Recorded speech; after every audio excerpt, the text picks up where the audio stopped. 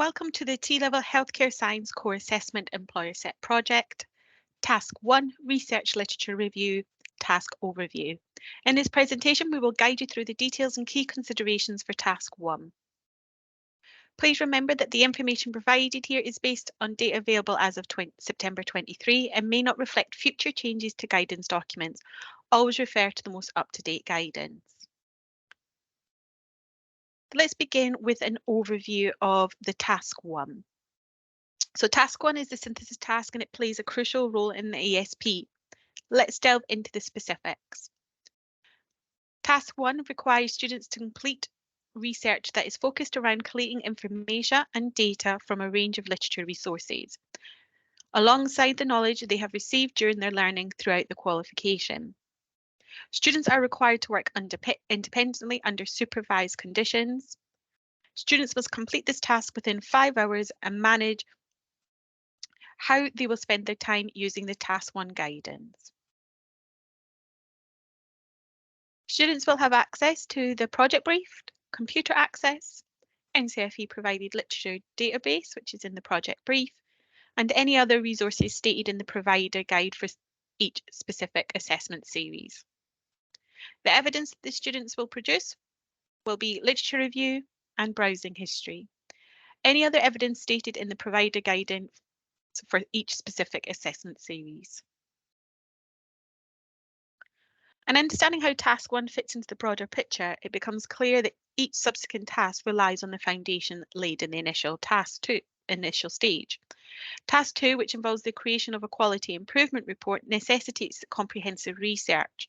Task 1 sets the stage by instilling the importance of research skills as it revolves around understanding the available research, critical in crafting a quality report. For Task 4, a critical component of the project is where the literature review shines as it transitions into the introduction of the student's presentation. Here, Task 1 role becomes evident in establishing the background, context, and the wealth of knowledge from the literature review that will be presented, setting the stage for a strong and informed introduction. Lastly, Task 5 is where the students pause to reflect on their performance throughout the project. Task 1 plays a vital role in this reflection.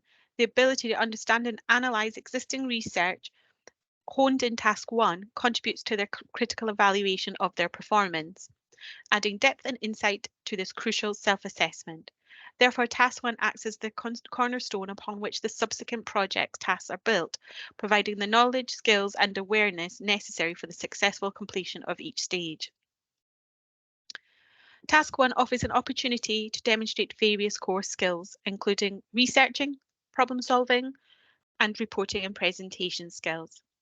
To demonstrate these core skills in this type of assessment, students should demonstrate effective research skills. To showcase research skills, students need to proficiently use the available literature resources. Students' research should be applied in a way that provides evidence-based information which justifies their approach to investigating the issue presented in the brief. A key aspect here is the ability to identify and group key themes from their research. The process aids in clearly presenting their research findings within the literature review. The written literature review should be detailed. It's not enough to simply include information from their research.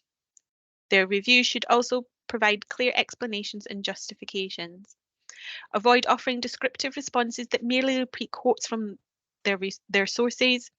Instead, focus on the synthesis, evaluation, and summarization of the information they've gathered. This approach ensures that the students' literature reviews are not just informative, but also analytical and critical. In the report, students should gather and collate relevant information related to current national guidelines and best practices concerning the issues presented in the incident report. Students should apply the information they've gathered to identify what went wrong in the incident described. Problem solving entails using the available data to make reasoned judgments and decisions. As part of the students' data analysis process, they should present the data in a clear and visual appealing manner. This could involve using tables or graphs to illustrate key findings, such as the frequency of similar incidents, and enhancing the understandability impact of their report. After analysing the data, students' ability to draw conclusions and summarise key themes from the literature and data analysis is pivotal. This demonstrates both the students' problem-solving skills and their capacity to synthesize information into meaningful insights. Finally, the clarity of their presentation matters. The information in their written report, including proper language usage, such as SPAG, should be presented in a manner that is easy to understand and logically structured. Clear, concise, and well-organised report enhances the overall impact of the student work. So now we're going to explore how to maximise student success. So using the Autumn 22 graded C exemplar, the examiner commentary from the tasks to highlight key areas that can maximise success, alongside the banding descriptors for the marking criteria. Uses this as an example process, this could allow a way to measure student achievement. So let's explore this grade C students' work in more detail. The Chief Examiner's commentary on the student work can be summarised and cross-referenced with the grading bands. And what we can find are some key themes. So first theme, partial investigation versus comprehensive investigation. The student conducted a partial investigation of the issue that the drive-through, partial investigation of the issues at the drive-through centre. They identified the main problems, such as cross-contamination due to poor infection control, and drew sensible conclusions, evidencing Band 3 criteria. To achieve a higher band, the student could have conducted a more comprehensive investigation. This could include delving deeper into the quality management aspect and providing more detail on potential solutions. In regards to AO3, resource utilisation and data analysis, the student made use of some available resources to access an adequate range of information and attempted to use data to illustrate key points, evidencing Band 3 criteria. To achieve a higher band, the student should have made excellent use of most available resources to access a wide range of information, including data to address the problem. They should have incorporated data analysis effectively, providing a deeper understanding of the issue. In regards to conclusions and detail in their analysis, the student drew some sensible conclusions based on their research findings, reasonably effective structure, and some reference to literature at times, evidencing Band 3 criteria for AO3. To achieve a higher band, the student should have provided highly relevant conclusions based on research findings. They need to include a highly detailed and accurate structure with effective referencing throughout. Additionally, their analysis should have been more detailed and comprehensive. And then finally, for AO4 English language usage, the student's use of English, while generally clear and coherent, could have been more scientific in some instances, evidencing Mark 2 and 3's criteria. To achieve a higher mark, the student should have consistently demonstrated excellent use of English throughout the review, ensuring conciseness in a more scientific language in line with healthcare science requirements. This would have made the report more analytical and detailed, contributing to a higher grade. Now that we've looked at one individual student, we're now going to explore the key themes in Task 1 from the Chief Examiner report from the Summer 23 series. So some students' performance in Task 1 varied across the 5 marking bands, indicating a diverse range of responses.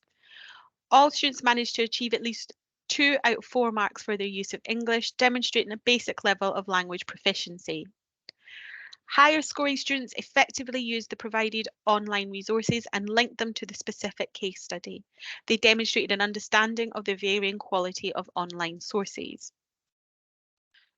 Students who scored well were able to draw specific conclusions relevant to the case study, indicating a strong grasp of the topic and its application.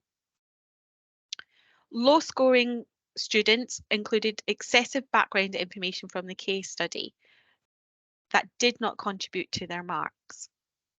Some students struggled with referencing, either incorrectly citing sources or not referencing at all.